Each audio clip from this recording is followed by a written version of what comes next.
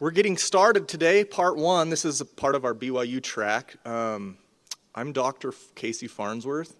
By way of introduction, I have a PhD in history from the University of Florida. Go Gators, ranked number 5 in basketball right now. Thank you. I tease my BYU students about that. I'm also an accredited genealogist through ICAP Gen. You'll see their booth over there in the expo hall, and I'm a specialist in Portugal.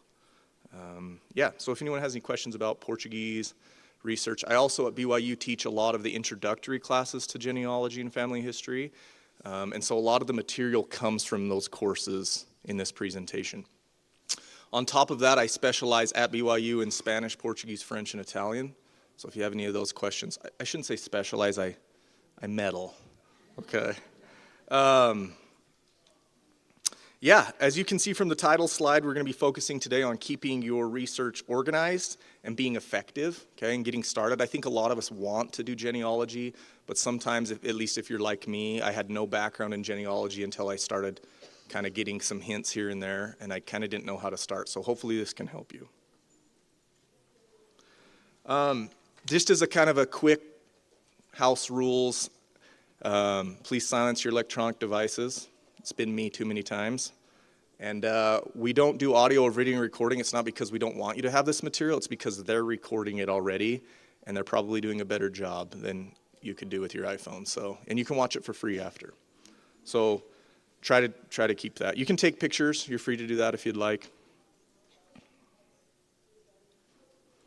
Also, we know you probably have questions, so James and I will be taking questions at the end. We reserve some time for that. And they have a microphone in the back. They have these awesome, like, rock star lights shining in our faces, so we may have to squint. You may have to raise your hand high and hold it, and they'll run around with the microphone, so just be patient. As I said, this is part of our beginner's track this entire week here at Roots Tech, so we're the first ones. We also have some other sessions. If you're not able to go to those, once again, they're being recorded. You can watch them later. So I'm part of BYU's Family History Program, which is nestled in our history department. We have a bachelor's program, okay? If anyone's interested, we also have a booth in the expo hall. It's in-person only, okay? And we focus on experiential learning, internships. The thing I will say is that we have one of the most diverse majors on our entire campus. So most of my students, I shouldn't say most, about half of my students to 60% of my students are non-traditional students who are coming back to school and are older than I am, which is totally fine. And it's a great mix. We get a lot of experience, okay, and a lot of expertise. The other thing is our bachelor's program has 100% job placement. So there you go. If you're interested, you can come talk to me after. All right, so just to kind of get started, I'm going to turn it over here to James. You're in good hands. I've taught a lot of students at BYU in the years that I've been there, and I will say James is one of my favorite and definitely one of the most competent I've ever taught. So.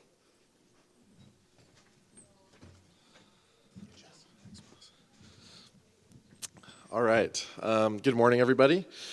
Just by way of introduction for myself, my name is James Rasmussen. I have taken a couple of Dr. Farnsworth's classes, and the story of how I got into family history, you can come up and ask me afterwards. I feel like nobody my age, at least, maybe I shouldn't paint with too broad of a stroke, but nobody my age is going into college saying, I'm going to do family history, but it's been the best thing for me and the best choice I've ever made. And professionally, I've worked on a couple projects at the school. I worked on a project to identify living people with cancer variants. In addition to that, I've worked for Price Genealogy, and I currently work for Legacy Tree Genealogists, so and for Family Search. So today, we will be talking about creating a research plan, setting goals, and then kind of working through steps to achieve your goal. And the reason I think that matters so much is because everybody wants to do genealogy. When I was in high school and growing up, I was always told, like, do genealogy, do family history, temple work, etc. But felt like for me that's where the instruction stopped, and it was hard to know exactly what to do or exactly what that looked like, or tangibly what does it mean to be in the records, what record types should I target, etc. And so our goal today is to help you understand what steps to take and how to be specific and what to do to tangibly take action. And so by show of hands, how many of you actually physically write out a research plan when you start a new project?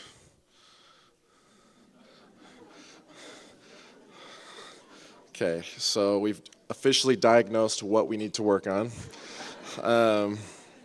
But today, that's what we're going to talk about. We're going to talk about how to go about doing that, why that matters, and how you can be effective and use your time wisely, and ultimately to build your family tree and do what you want to do with genealogy. So the first question is, why does this matter? Why create a plan? Why not just like fire into it and just shoot fish in a barrel? And I think the most important thing about this is it gives us a starting point and gives us a target to focus on. In my experience, anytime we are just firing away and going for it and thinking, I'm just going to do genealogy, almost nothing is accomplished. And I hope many of you can relate to that. But when we're specific about our research goal, we are able to actually walk the path. And so these are the steps we're going to talk about for creating a research plan. We're going to talk about identifying your goal in question. We're going to break these down in depth, each one, and give examples. We're going to walk through a case study that will go through each of these so you can see a tangible example of what I'm talking about. So we're going to take inventory of what is known, consider the records that may answer the research question, or the records that are available for the time and place that we're researching in. And we're going to write down the steps to answer the question given the available records, and then adjust the plan as needed. So step one is, what am I trying to accomplish? Like, what is my actual research goal? How do we take do genealogy and boil that down to something ultra specific? So then the first thing we should ask ourselves is, what should I ask myself? What do I actually want to uncover? Is my goal specific? Is it possible to answer this question? Will I need help answering this question? Are there records available to answer this question? Because I think there's a big difference between who were the parents of so-and-so born in 1890 and who were the parents of so-and-so born in 1490. One of those is much more possible than the other one, and so we need to ask ourselves that, like, how realistic is this goal? And once we've established our goal, like, just for an example, the example we're going to go through is who are the parents of so-and-so. Every piece of evidence that we find is evaluated against that goal. Does this piece of evidence get me closer to this answer? Rather than just looking at records and kind of throwing everything together and keeping like 18 tabs open on our computer, we can ask ourselves, does this get me closer to identifying the answer to this question? And so we're going to, once again, go through an example of that. But I just want to drill this point home like as firmly as possible, that the more specific we are with the research question, the faster we'll answer it, the more effective we will be with researching. And so trying to be as precise and on point as we can it has to be our number one goal. And that'll help us avoid going down rabbit holes. So here's an example of identifying a goal. So this is a parish register. It's a burial record in the UK, in England specifically. And this person, James Woodland, was buried in 1900. And the goal with this is to identify his parents. So this is all we have to go off of right now. And our goal is to identify his parents, basically extending his lines backwards. And I know that everyone has, the challenge of genealogy is everybody's going to have different goals or different amounts of information to start with, or some people have absolutely nothing to start with, and and depending on the locality, like not every record's going to give you this information, et cetera, but I just want you to see the process. So this is what we have to start with. We have his age at death and the place where he died, and that's about it. And every piece of evidence I look for up to this point will be evaluated in relation to who are his parents. Okay. So if we remember from the starting slide, the next step after we've identified our goal, which is to identify his parents, is to gather the known information. And I've kind of already talked about it. What information do we have from this record? If we have his age at death, it means we have a birth year roughly, and the place where he lived or the place where he died was likely where he was living when he died. And what I think is the best thing to do is to write down the known information. One of my mentors at BYU, Alice, taught me that one of the best things you can do to keep yourself from losing track of all the information that's coming in is to just like create a timeline or like a spreadsheet or whatever works for you and write down the known information. And so I would physically open up a Word doc in this situation and write down born in 1827. Yeah, born roughly in 1827, died in Netherbury, name is James Woodland, and like physically write that out. And that helps you know where to go next. And so after you've looked at the information that you have, the next step is to evaluate what records are going to help you next. So we've looked at a burial record, and we want to understand where to go from here. And I want to have a slide dedicated to the Family Search Wiki because I think this is the best place to start. So by show of hands, once again, how many of you know what the wiki is and have used it before? Okay, that's what we'd like to see. So anytime I start a research project, I've done like many, many hours of research, and I still will start a research project looking at the wiki to see what records are available, like every time, without failure. And maybe it's a little overkill, but I never miss a record collection this way. So the idea is, okay, we have this burial record, we know when he was born, we know where he died. Now let me go to this place to see what else is available so I can know where to look next. So this is a screenshot of Dorset, England's Family Search Wiki page. That's where he died. And you can see on the right-hand side, record types, and all of those clickable links will take you to collections that apply to this place. And there will be other links too for surrounding counties, etc. This to me is the most important step one when you actually start researching, is like what's available. So in our evaluation, we read on the wiki that the England census happens every 10 years on the 01. And since he died in 1900, he missed the 1901 census. So it's likely that he is in the 1891 census, and that will be the most recent available record closest to his death. And then just as a general note, census, civil registration, and church records are the best to start with, generally. But we've decided, let's look in the 1891 census because that is going to be the next closest thing. And so I have a screenshot of my search terms. I know he was roughly born in 1827 from his death record, and I'm just going to search the parish that he died in, or was buried in, and his name. And I just want to highlight the point, when we're considering available records, think about what's going to eventually uncover the research question. So will the 1891 census directly tell us who his parents are?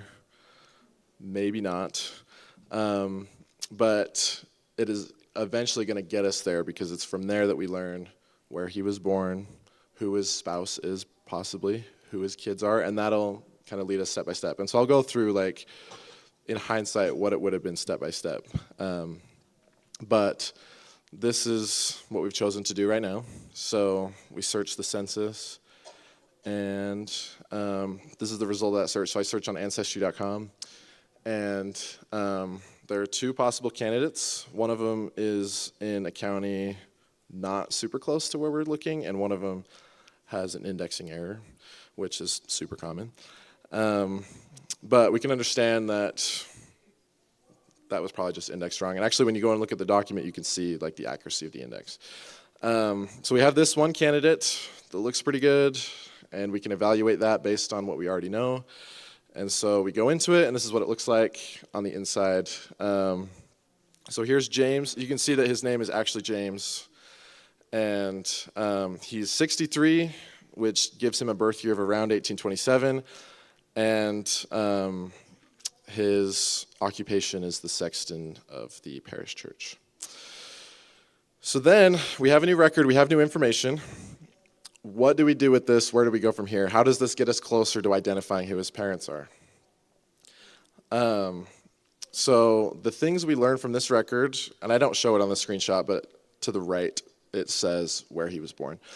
So we learn his birthplace, we confirm his birth year, and we learn the name of his wife and the name of his child. And so in my head, I'm thinking, okay, what records does that create? Marriage, baptism, and I think the overarching question we should ask ourselves each time we see a new record is, does this get me closer to my research goal? Or have I taken any steps in my research plan? And then where do I go from here? So in this case, I think we have. We've learned his wife, and a marriage record will tell us who his dad's name is in this locality.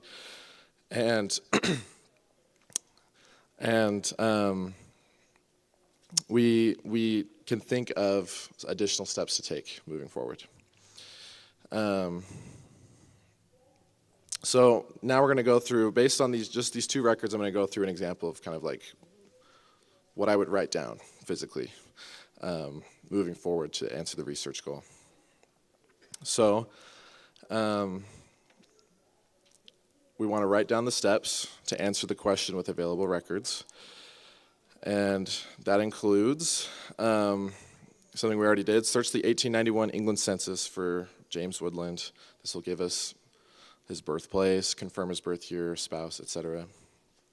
And then from here, I've alluded to, it might be good to move backwards another 10 years to the 1881 census and then the 1871. And so search other census records, confirm the name of his spouse, learn more about his children, etc. And then we will search for marriage records between him and his wife. This will give the name and occupation of his father. And keep moving backwards. Find their marriage record, find his baptism. And then find anything else we want to. And we can adjust our research goal from there. And so I think the point I want to really highlight is, why didn't we just jump straight to a baptism? Why didn't we think he was born in this year and I know a place, and so I'm just going to fire away and see what comes up. And I think what's important to note is, how do we know? Let's say we search for baptism. There are 5 James Woodlands born in 1827. Which one's him? And how do we know we're not missing something? How do we know that was actually his birth year? And whoever was reporting on his burial just gave him, they could have given him a different age at death. And so what creating a research plan does and identifying your goal is make sure you're using the correct methodology and make sure that you're taking the steps that will get you the best answer possible. And there are a million classes and things about methodology and the best order to go about searching for things. But to me, creating a plan is the best way to go about that, and deciding like what's going to get me the most information and then going for that. So I think we get so excited about our research goal and we think like, oh, I'm going to do genealogy and I'm going to answer these questions. And we just like fire away. And I've made so many mistakes doing that, where I'll go back and look and see I was wrong about that conclusion. I missed something, and if I had gone through the correct steps, I wouldn't have missed that information that would have pivoted me on a different path. So this is an example of what, at the beginning of every research session, this is what I do, at least, to decide my roadmap. I want to identify his parents, what records are available, how am I going to get there, and what's the order in which I'm going to search those records. And that eventually led me to, I don't finish the research question, sorry, you don't get to see who his parents are. I know.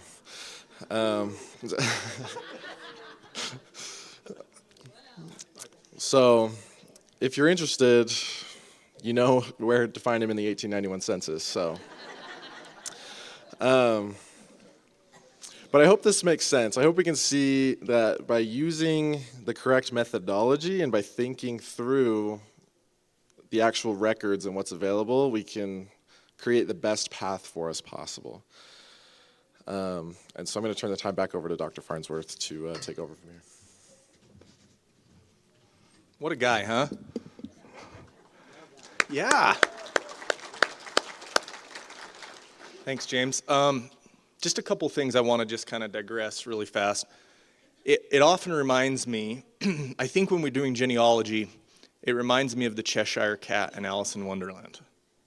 Right? When she's like, which way should I go? And I said, well, where do you want to go? Well, I don't know. Well, then it doesn't really matter which way you take, right?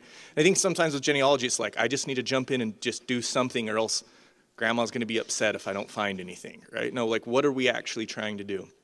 And then I love how he talked about we actually need to evaluate what we're doing, because I tell this to my students all the time. Last time I checked on Family Search Family Tree, there's 478 Richard the Lionheart King of Englands.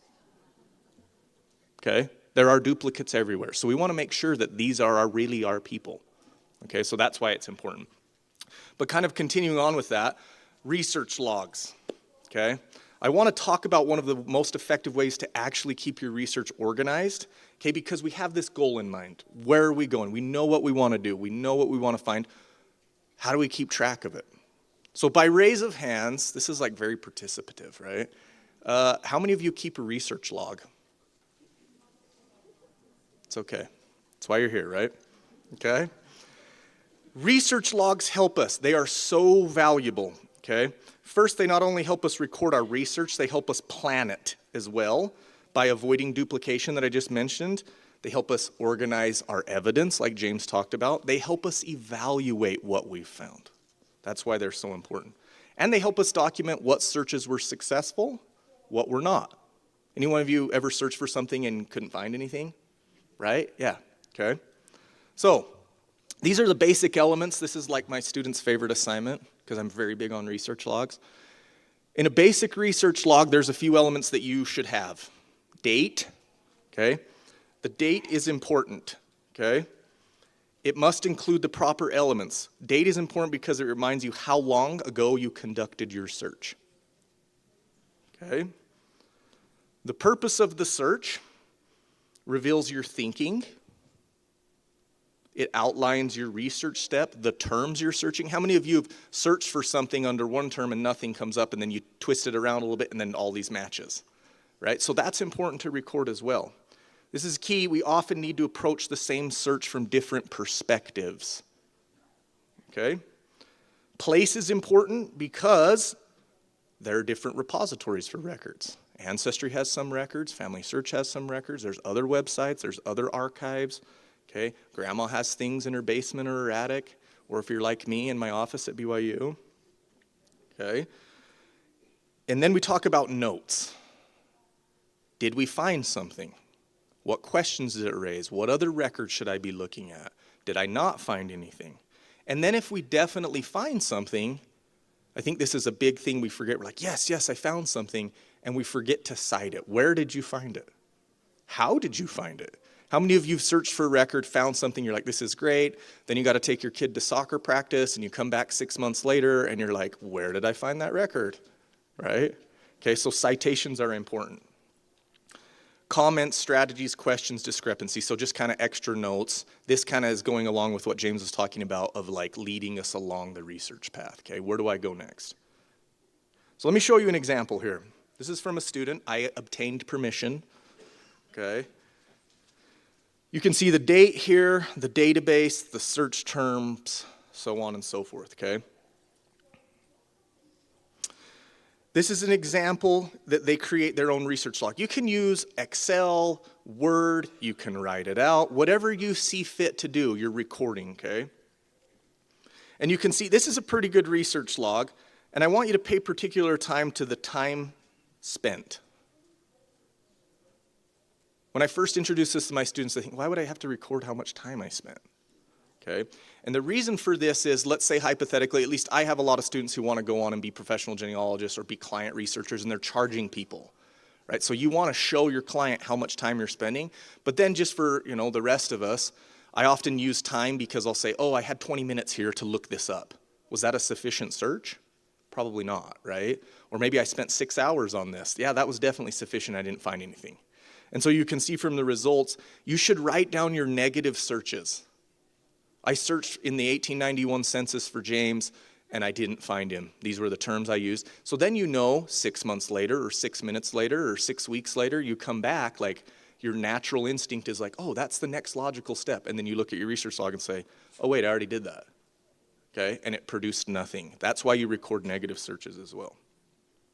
Okay, so this is a pretty good research log. Here's a better one. Okay, so we have hours, we have date, objective, okay? The research objective, comments for the research, the repository, a lot more detail, okay? A lot more useful. I think the difference between these two research logs is very important to highlight. I could look at this second research log, not having any knowledge of this family or this research objective, and I could start doing research on this, okay? So think about that if you're thinking about passing your, research on to your family, or you're having family members help you, okay? Or like I said, you take a hiatus for a long time and come back. So that's very important. And a good research log is going to have sufficient information, and it's just only helping you. And also, if you're writing up a family history, like my students do final reports, it makes writing it so much easier because you already have all the information there. Okay, so it seems like a lot of work up front, but it really pays dividends on the back end. Okay?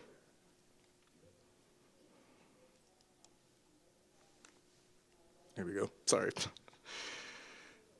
Anyone use a genealogical software? Yeah? Okay. So another tool that we can use, genealogical softwares, there's lots of them. You'll see them in the expo hall. We have Roots Magic, Ancestral Quest, Family Tree Maker, so on and so forth, okay? There's a couple of reasons why we can use a genealogical software that can help us. Helps us document, right? Okay? And report. Helps us organize our data. I personally like something non-web based because as much as I love Family Search, Family Tree, people can change things.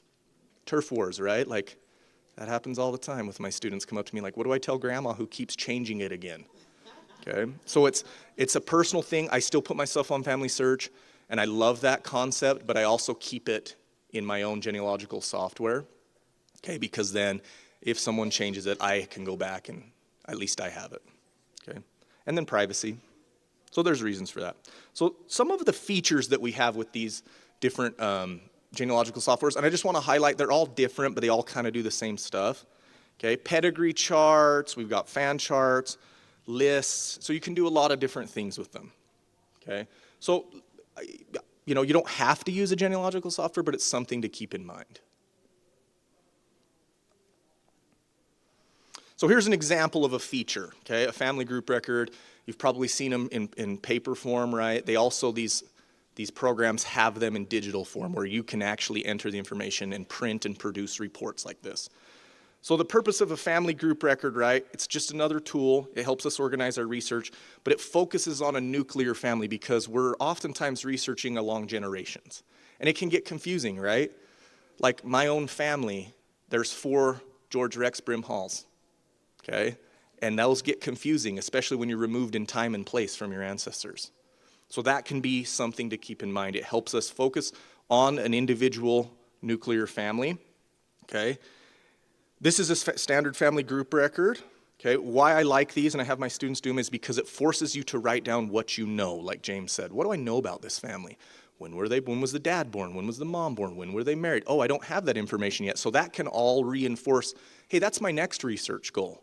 Once I find out who James's parents are, I need to figure out this, okay? So it can actually visually show you where you need to go. It can show us citations. Well, there's a source here, but I don't have any information, or I have information, but I don't have a source. So it can help you fill in those gaps and make your research a lot more robust. Okay? So family group record focuses on the individual nuclear family. Then a pedigree chart shows you generations, the same concept. Okay? What am I missing? What am I lacking here? Okay? So the purpose is to take a broader view of multi-generations.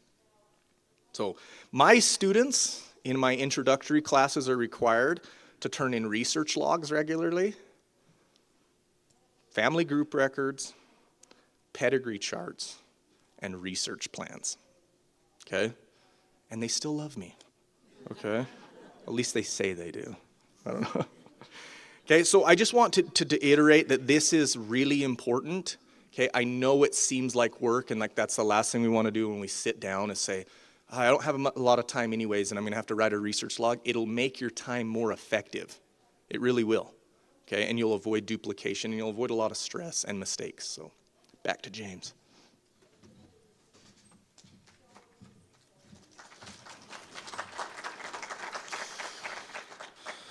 You definitely are loved, Dr. Farnsworth, no matter what your mother-in-law says. Just kidding. Okay, so in talking about tools and, ways of organizing and stuff, there are a lot of different things available. I'm a big software guy as well. I use Roots Magic depending on the project, but this is one that is, depending on the plan, is paid, but it does a lot of like the grunt work for you. And if you're interested, you can scan this QR code. But it shows here, it generates research logs, it does citations for you. And especially if you're just researching on your own and wanting to build your family tree for yourself, this can be really good because it doesn't super matter what the citations look like as long as you have them, kind of thing. So I think this is a great tool.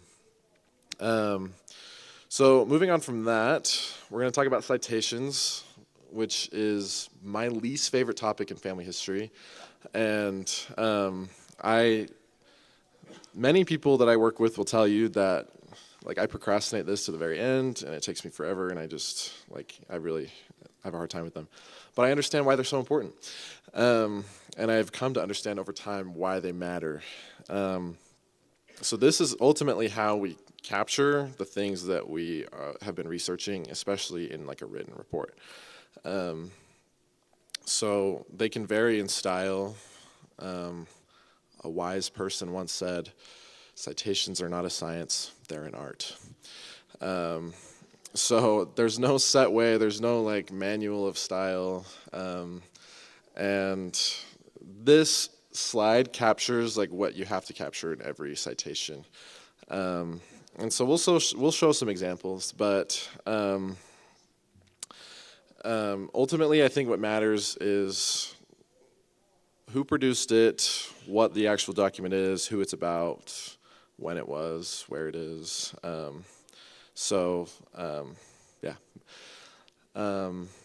The number one thing to know if your citation is effective, is what I've learned, is can you go back to that record just based off of that? So can you look at that citation and easily get back to it? Do you know what collection it's in on Ancestry? Do you know what image it is? Do you know what year it was taken?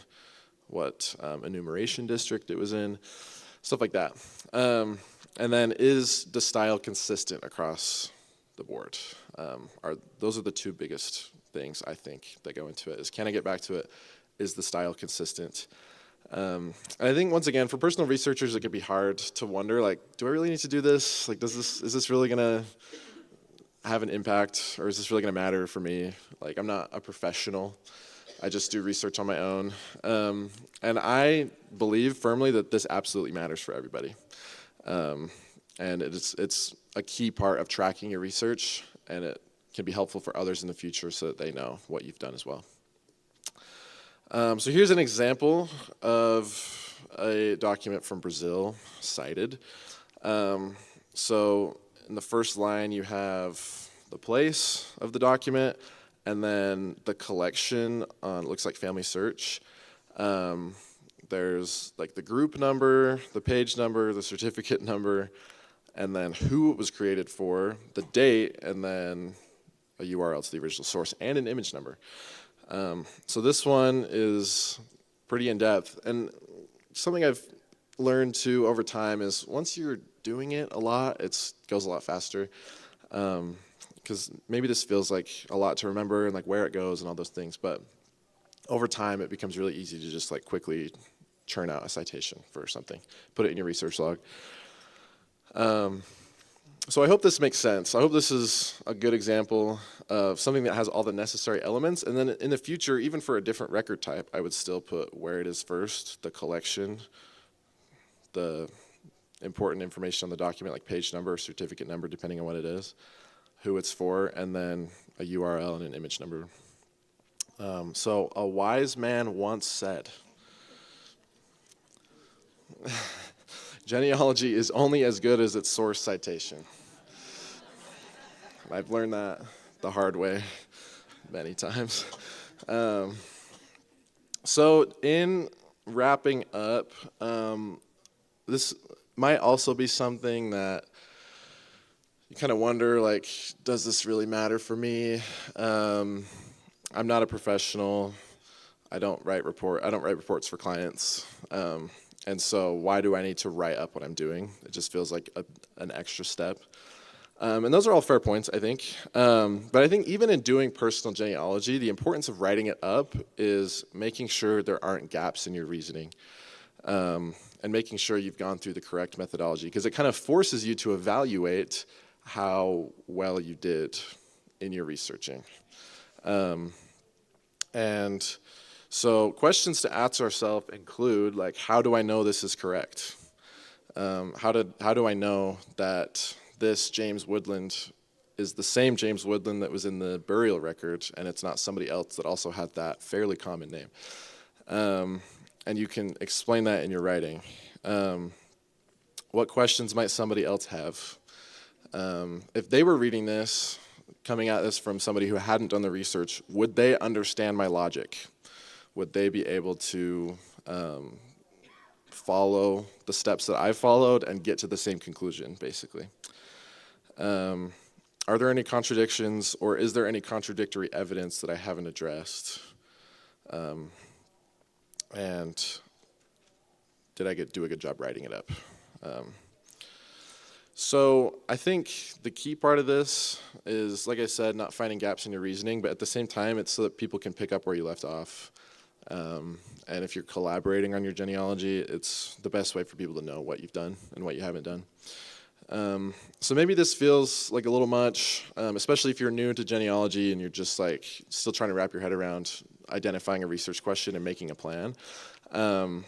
But this, to me, is one of the best things you can do to make sure that you are following the correct methodology and being the most effective. So now we will take questions, and many of them will likely be deflected to my my mentor over here. Just tell them we have a mic, too. Yeah, the mic's coming over here.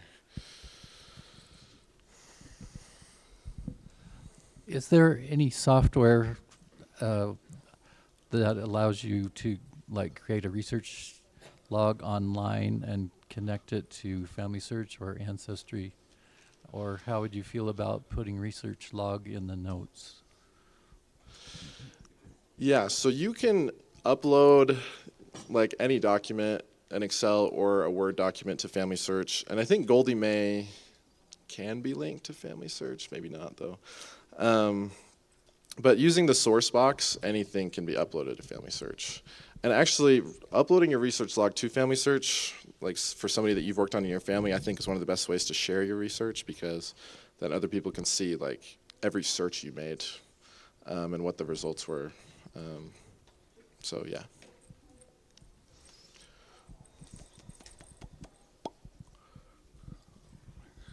Hi.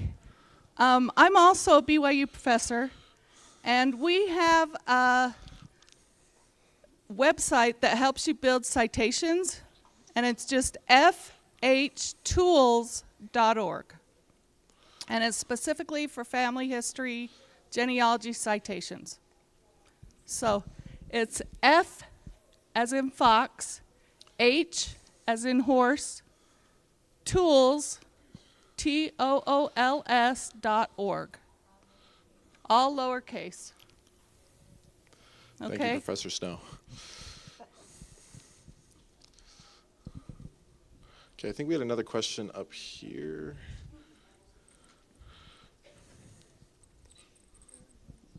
Yeah, over here too. Yeah, we'll go here and then over here. When you start in your plan, what, how focused would you recommend our plans be?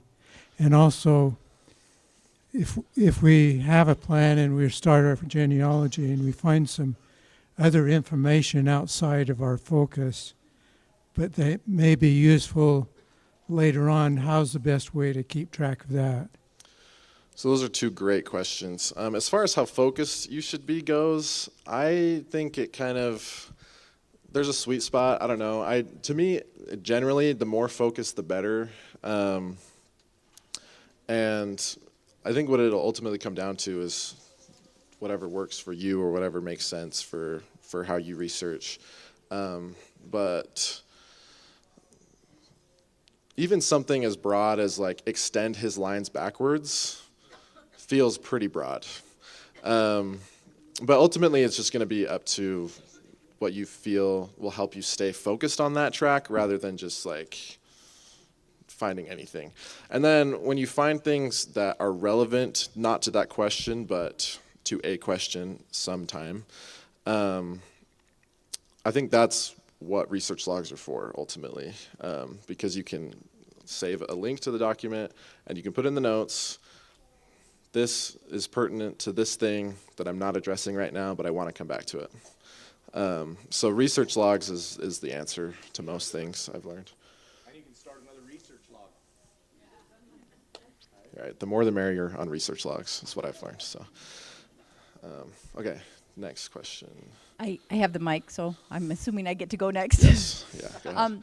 You mentioned that you need to verify that this James Woodard or whatever his last name was the correct one. How do you do that? Because the birth date was rather ambiguous, and that is a very common name, and it is a big area, and oftentimes families have multiple people of the same name. Right, yeah. So this gets into what we call the genealogical proof standard, which there are multiple other classes that go over that, like how do you know, right? And the short answer for this case specifically, there are a number of like boxes that if you check these boxes, it's like probably good. So like if the parents' names line up, and if his birth year is close enough, and if it's in the right place, and if there are no other candidates that are that close, then it's like probably good. But if you want to learn more about like knowing for sure based on your evidence, there are plenty of other classes here at Roots Tech about like proof and making sure we know. So So I have another one. This one is like the devil's advocate. You won't like me. fire away. I'm the inheritor of my parents' multi-file cabinets, ridiculous, of family history and records and such. And things that they cited and were not available are now available. And a lot of things that they have done is basically, I should be doing it again. So I'm not seeing that I want to keep all this stuff. So what was the question? How valuable are these citations once we're done with a search for our offspring, because more and more records are going to be available, and I've got all kinds of stuff I've got to weed out, and I don't even know how to weed it out. Oh yeah, no, I understand. Yeah, that's it's genealogy is kind of this evolving thing all the time, and I have similar experiences, right? Like my grandma's done tons of stuff, and it's hard to know like what matters, what should I keep, what did they do everything correctly? You know what I mean? Like it's hard, and so I think ultimately that's just a judgment call, and I think where those citations could still be valuable is in helping you fully understand what they did, what they didn't do, what you want to redo, etc. And so I think that the citations are still going to be valuable in that situation. And yeah. I just jump in on this really fast. I think what you're trying to ask is, if I understand right, you have things, but now they're online, right? So let's just say hypothetically you do have a filing cabinet of stuff, right? You go through them and see, what do I have online, what do I have access to that was probably copied back in the day, right? You can get rid of that. You can find the citation, put that in your research log. But then there are other things too, and I think my students struggle with this. We have things that are sources that are not official sources, and so I have them cite in personal possession of this person, this address, this name, their phone number, that kind of thing. Because there are things with genealogy that are valuable, but they're not like official birth records, or like I always tease them, the first day I got hired at BYU, I got pulled over by the highway patrol, and I kept the ticket, and they're like, why would you do that? And I said, because it lists my eye color, my height, like all these things, right? So keep that in mind as you go through things, okay? Sorry.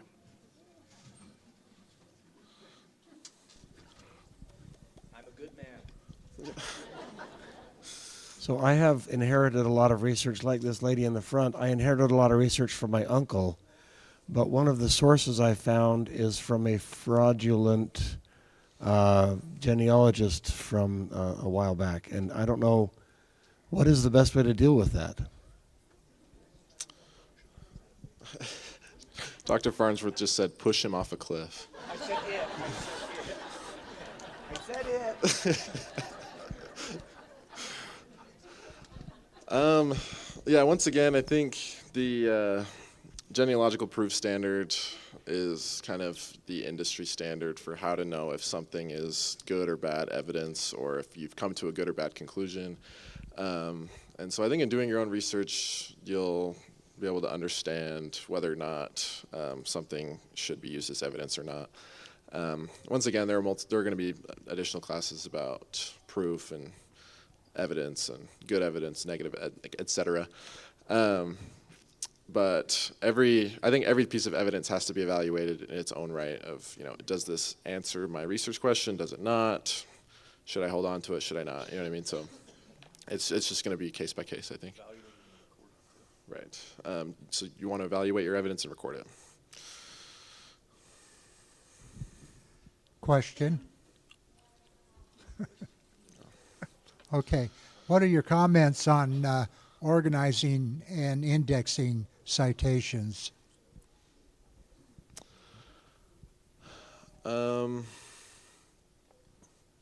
Like, how would I organize my citations?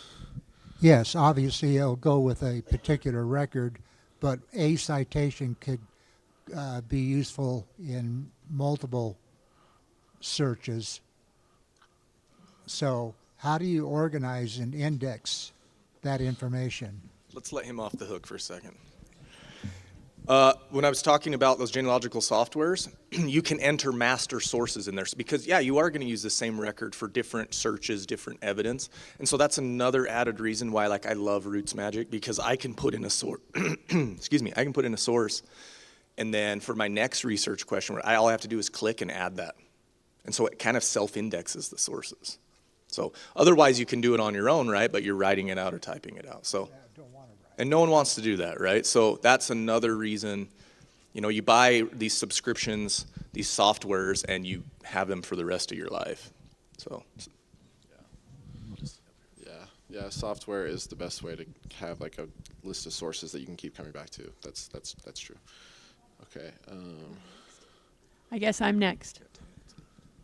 Okay, so here's a beginner question. When I buy My Roots Magic and I want to get started, but I look on Family Search and I have acres of things already done, do I download it in its state knowing that there's a lot of mistakes in there, or do I start fresh back from me at the very beginning and hand enter everything to get up to wherever I want to start my research? How do I guarantee that all of the stuff that was done before me is actually correct and I'm not starting on the wrong foot? This is a beautiful question. Really, really glad we had this question. I think it's a personal judgment call, but as genealogists who see a lot of problems on Family Search, I am of the opinion that you should just start from yourself. And the whole point of Roots Magic and software is that it's your thing. So you can download from Family Search. Actually, you can import trees and stuff, and it'll carry over all the sources and stuff. But I think that one of the best things you can do is just, if you understand the methodology and you know what you want to do, then it's best to just start from where you're at. So how do I narrow that down so that I still like everybody around me?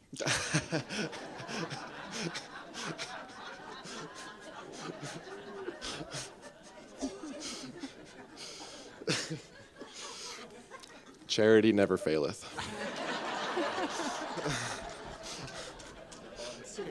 I was gonna say we're right there with you. can I just say, too, we had a hand over here. She's been holding her hand up for a while, too. No, you can go for, I'm just, so we don't miss you. Okay, this might be a little hard because I don't have a whole lot, so bear with me. I'm trying to find my great-grandpa who came from Italy. He's known. Okay. Did you hear my first part? Yeah. Okay, so I am trying to find my great-grandpa who came from Italy. He's notorious of changing his birth year because he didn't want to join the war of somewhere. And and also he changed his name when it came to America. But we are having a hard time finding that, I guess, that he exists, like a birth certificate or something. Like I don't have, like everywhere we're going, we're hitting a brick wall. We can find his brothers, his mom, I believe his dad. Well, yeah, his dad. We're finding everyone literally but him, back from 7 generations. So, where can I go? Or how can I beat this wall, if there is one? Go ahead. You give up. I'm just kidding. No, actually, you turn behind you, and one of our students who specializes in Italian is right behind you, Kira. There you go, Kira. I like you. Providential. No, yeah, this is the thing, too, about research is I think, and I always tell my students this on the first day of the intro class, like, there are things we can't solve, right? If we're doing good genealogy, we're bound by records, whether that's in our own possession, whether that's an oral interview, records, right? People sometimes don't want to be found. I know, it's hard, right? I don't like that. So what I would say in that situation is, this is where I put on my historian's cap and say, what do I know about these things, and do research historically of like, okay, in what communities did people change their names? This happens a lot with immigrants, right? They become anglicized. They want to fit in. And so you have to kind of understand, and that's where a lot of the history comes in, where you can understand those trends, and then that can help you analyze the records a lot more effectively. Okay. So, and even though he was born in Italy, Yeah. and we don't even know exactly where he was born. Yeah. And that's the other thing is that we always say one of the golden rules is researching complete families. I know we want to trace our own lines, but a lot of times my research has been solved, the brick wall, when I have gone ahead and said, well, what's the uncle doing? And he's got some obscure source that talks about his little brother or something. So I think sometimes when we get so narrow trying to break through the brick wall that we forget to take a step back and try to go around the wall. I've tried that. Yeah. Pooh.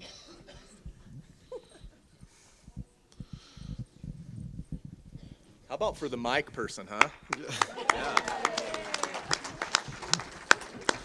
Okay, what if you've done your research log and your research plan and you filled out the chart and you put in hours?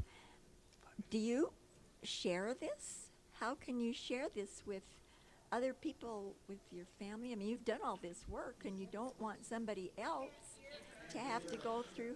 Oh, you can't. You've done all this work. How can you share it with others so they don't have to do the same thing that you did? Yeah, great question. And this will be the last question.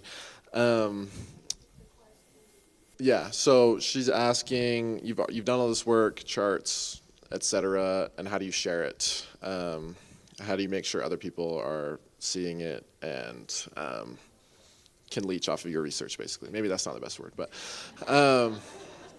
and I think there are multiple answers to this. Anything can be uploaded to Family Search, so that's probably the easiest one. And actually, with the software like RootsMagic and Ancestral Quest, you can publish reports and books, and et cetera, as well. So if you want physical things to give out, software is your friend. And anything I really want my family to see, it just goes on Family Search. It's uploaded. So that's probably the best thing. Okay, well, thank you everybody for joining us. It was a pleasure. And we hope you enjoy the rest of the conference.